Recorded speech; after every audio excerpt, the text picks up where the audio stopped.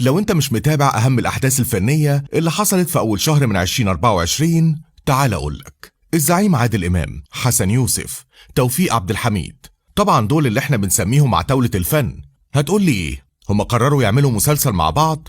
هقولك ان التلاتة دول السنة دي قرروا ان هم يعتزلوا الفن. عادل امام قال انا كفاية عليا لحد كده، وهعيش الباقي من عمري مع احفادي، وده اللي لمح ليه ولاده رامي ومحمد في حفلة جوي ووردز، واللي كان من كام يوم في السعودية، واللي تم تكريم عادل امام فيها. الزعيم عادل امام وحضر مكانه رامي ومحمد.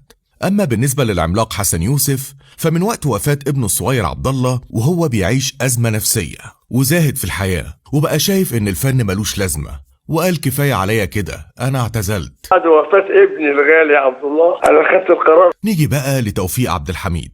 هتسألني مش هو اعتزل مرة قبل كده؟ الحقيقة اعتزل الفن بسبب انه ما كانش بيتعرض عليه اعمال فنية، بس رجع في كلامه لما جاله مسلسل يوتيرن بطولة ريهام حجاج، واللي مثل فيه دور ابوها، ومن بعدها اختفى لحد يوم 10 في الشهر ده.